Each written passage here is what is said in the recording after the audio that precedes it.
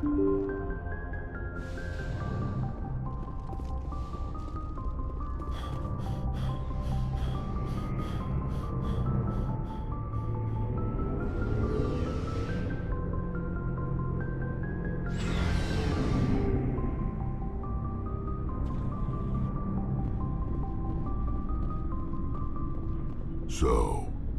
we've got Saren on the run. It won't be long now. Saren's good, but I'm better. Good. He's rotten. To the core. I could tell as soon as I met him. Why didn't you tell me this sooner? I would've if I thought it was important. I think I'd like to hear about it just the same. This was a while ago. A bunch of mercs were bragging about a job out near the edges of the Terminus systems. They said it paid well and the boss was never around to ride them. They said he was looking for more men, too. So I checked it out. I didn't know Saren was openly recruiting mercs. It wasn't that open, and he only showed his face once. We'd been raiding ships in the area for months when we took out this massive cargo freighter. Our biggest haul yet. I was on board checking bodies for valuables, looking for some extra credits. That's when I saw him. What did Saren want with the ship? I don't know what he wanted. He was just moving through the ship, watching. Couple of the mercs called him by name, but he never spoke to them. Never spoke to anyone. I had a really bad feeling about him, so I got the hell out. Didn't even wait to get paid. What kind of cargo was the freighter carrying? What was Saren after? I don't know. All I saw on that ship was food and medical supplies. There were some basic weapons, but nothing big. If there was anything of value on that ship, I didn't see it. That's why I didn't mention it sooner. Whose ship was it? There was a Volus trading vessel. Big one. Lots of guards. But they were no match for us. That's the only time you saw him? Yeah. Didn't even know who he was. Still wouldn't if I hadn't joined up with you. But my instincts were right. Every other merc on that mission turned up dead within a week. Every damn one. So long, Rex. Shepard. Oh, before I go, you said you're serving with Commander Shepard now? We saw him on the news here. He's cute. Later, sis.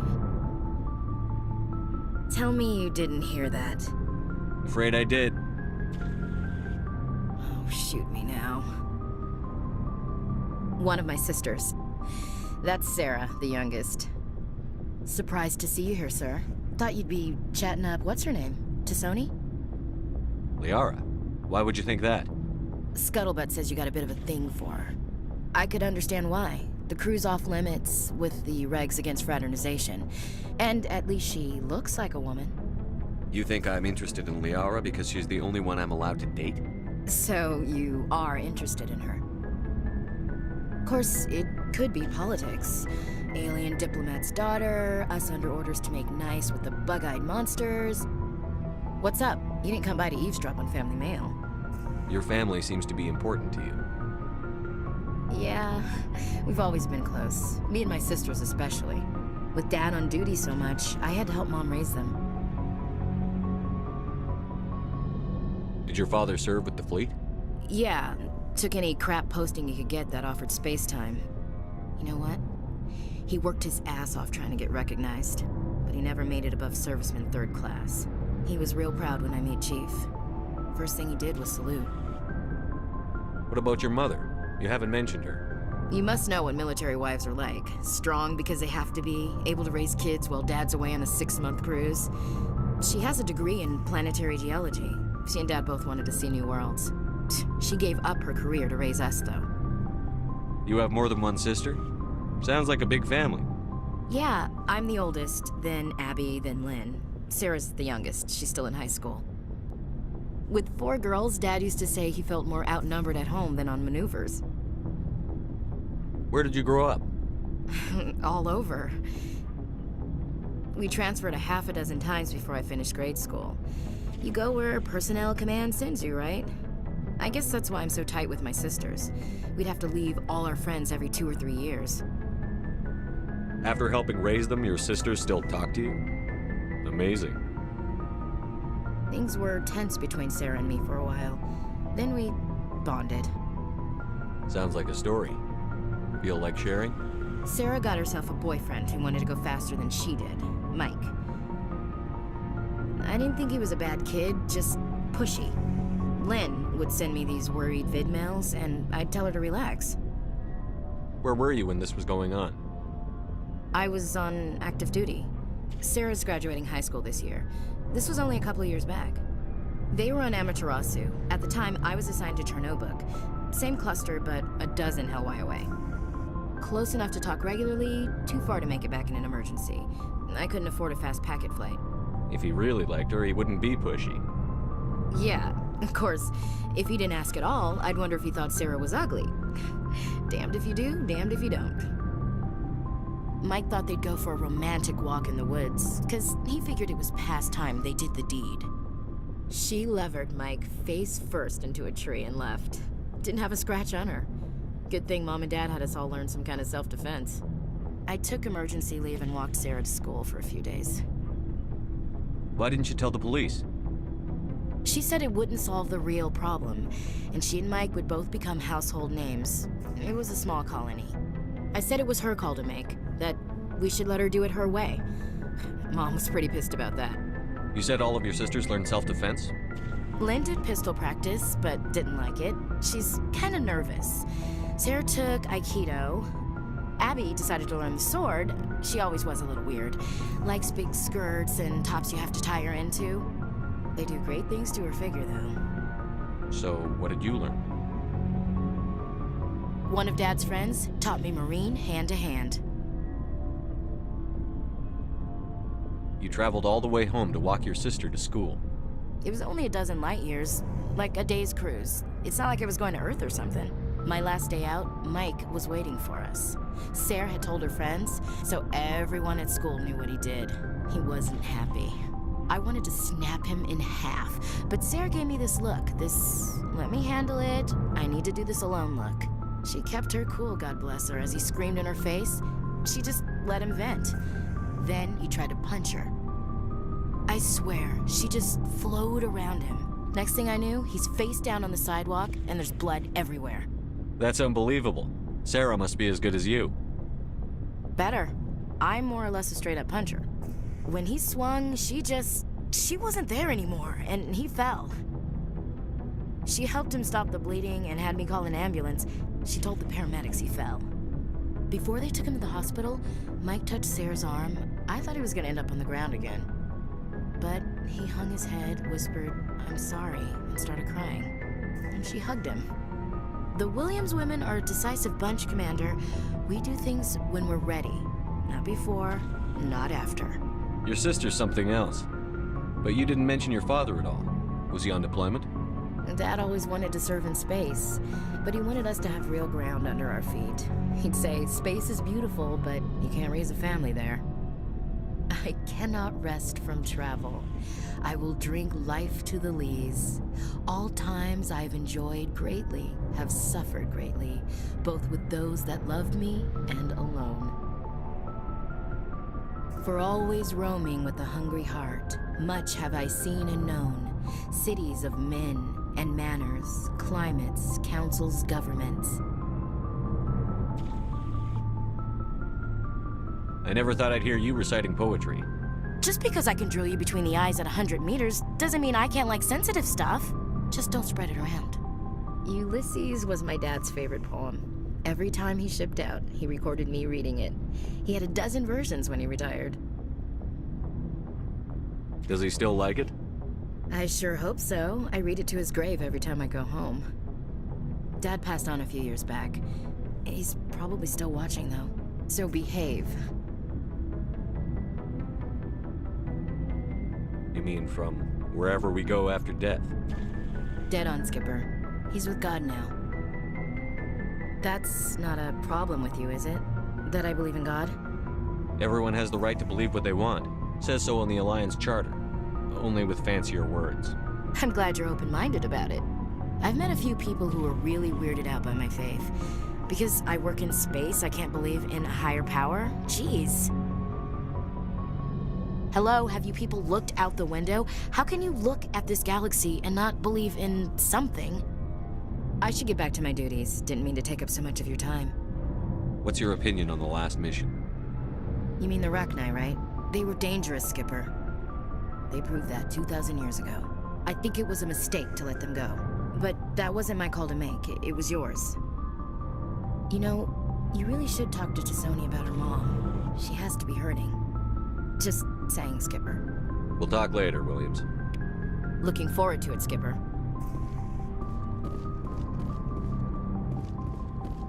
Commander, how are you? Why did you want to be a C-Sec officer in the first place? That's a good question. There were several reasons, I guess. Like what? Probably the same as most officers. I wanted to fight injustice, wanted to help people. I guess my father had something to do with it too. He was C-Sec, one of the best. I grew up hearing about his accomplishments or seeing his picture on the vids after a big arrest. He's taking my resignation pretty hard. That's tough, but you'd think he'd be impressed you're going after Saren. My father's a C-Sec man to the bone. Do things right or don't do them at all, he says. He thinks I'm being too rash, too impatient. He's worried I'll become just like Saren. He actually talked me out of becoming a Spectre when I was younger, for the same reasons. You were asked to be a Spectre? Well, I was targeted as a possible Spectre candidate. Me and about 1,000 other Turian military recruits. I could have received special training, but my father didn't like it. He despises the Spectres. He hates the idea of someone having unlimited power with no accountability. He wouldn't like you, Commander. No offense.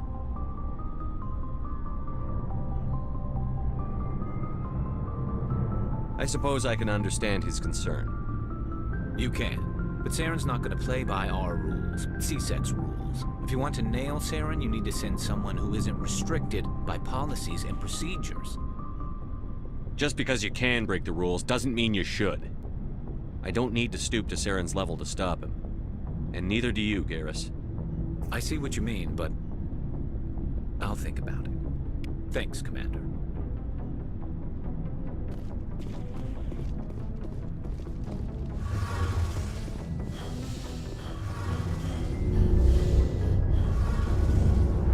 Oh, hello, Shepard. Are you okay? I don't know. Your ship is amazing, and your crew's been really great to me, especially your chief engineer. But I just sort of feel out of place. The Normandy runs so smooth it feels like we're not even moving, and the engines are so quiet. How do you sleep at night? The silence wakes you up? Back on the flotilla, the last thing you want to hear is silence. It means an engine's died or an air filter shut down. I guess you don't have to worry about that here. But old habits die hard. But it's more than just the silence. This ship feels so empty. It's like half the crew is missing. Back home, I couldn't wait to go on my pilgrimage. I couldn't wait to get away from the crowds. Now that I'm out here, I kind of miss them. Sometimes we don't appreciate what we have until it's gone. That's true. I'm starting to wonder if that's what the pilgrimage is really about.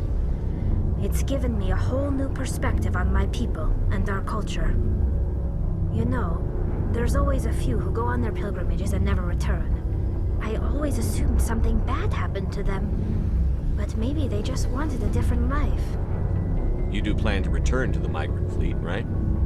I could never abandon my people, Shepard. I will go back eventually, but we have to stop Saren first. Otherwise, I might not have a home to go back to. I should go. See you later.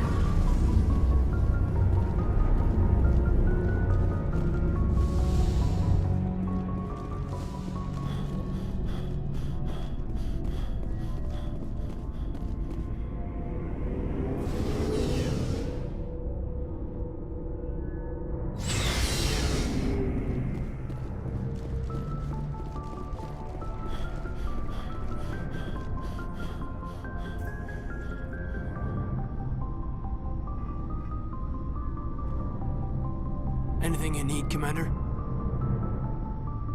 Just trying to get a sense of where the crew's at. Thoughts? Well, they know about the stonewalling you've had from the Council. They deserve to know what we're up against. They're on your side. They're pissed about the resistance we're getting, especially from our side. I'll have a better handle on all of it when my head stops hurting. Another L2 flare-up. Anything I can do? No, Commander, it'll settle down. It's rough sometimes, but they spike higher than a lot of L3s.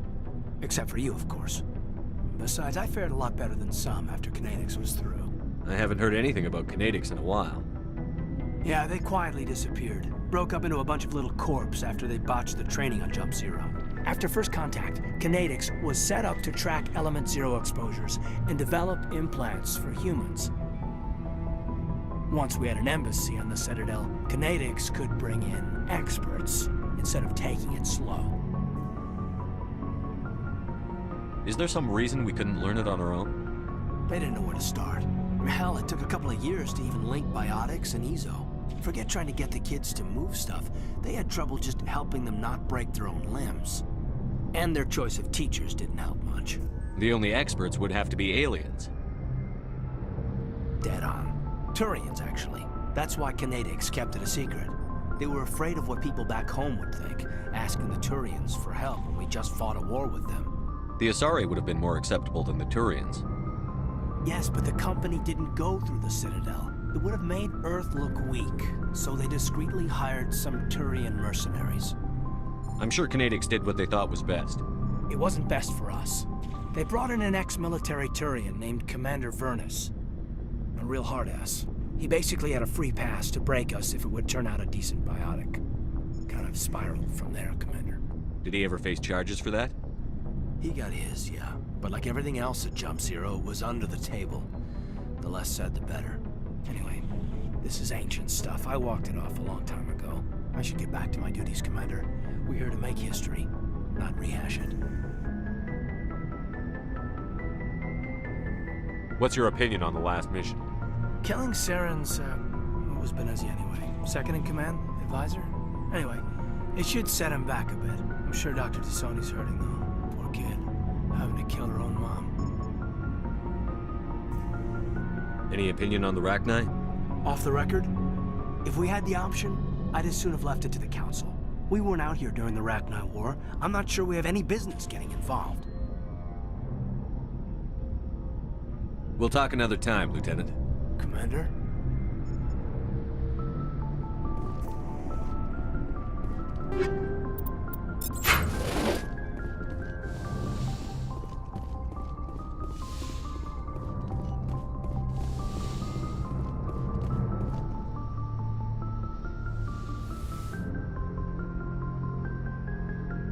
If you are here to talk about Benezia's death, you need not bother. She brought it upon herself. Don't pretend it doesn't bother you. She was your mother. She was. But she was not. I prefer to remember Benezia as she used to be, before she was corrupted by Sovereign's power. The best of your mother lives on in you. Her determination, her intelligence, her strength. That is kind of you to say. I appreciate your concern, but I am fine. Benezia chose her path, just as I have chosen mine. I am with you until the end, Shepard. Maybe we could pick up where we left off. You were telling me about your interest in the Protheans. Actually, I think I was talking about my interest in you, and making a fool of myself in the process. As I said, I am not used to dealing with people, especially humans. I did not really know much about your species when we first met, Shepard. I found it hard to take humanity seriously. Your kind always seemed so rushed and high-strung. But we don't have the luxury of time. An Asari can live for 1,000 years. We're lucky if we hit 150. That is true. At first I thought that was a weakness of your species. After spending time with you and your crew, however, I think it may actually be an advantage. You humans are creatures of action. You pursue your goals with an almost indomitable determination. It is an admirable trait, but also an intimidating one. You're scared of us? Unfortunately, the rest of the galaxy sees humanity as something of a bully. You run over anyone in your path to get what you want. It is up to people like you to change their minds, Shepard. I'm doing the best I can, Liara. There is a reason the Council chose you to become a Spectre. They saw something special in you. The best of what humanity has to offer. I looked into your history. I know what you did during the Blitz. It was a remarkable display of courage and heroism. You didn't need to go behind my back. I would have told you whatever you wanted to know. I apologize, Commander. After our last conversation, I was afraid I would say something stupid again. I wanted to know more about you, to understand what made you into the man you are. There is something compelling about you, Shepard. Are you sure you're interested in me? Or is it my visions of the Protheans? I admit, your connection to the Protheans had something to do with my initial interest, but it has grown beyond that. You intrigue me, Shepard, but I was not sure if it was appropriate to act on my feelings. I thought there might already be a relationship between you and Chief Williams.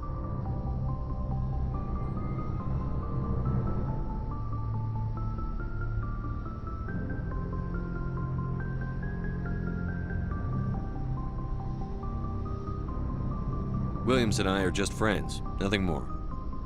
My mistake, then. I am not as adept at understanding human relationships as I thought. But what about us, Shepard? Is there a mutual attraction, or was I wrong about that too?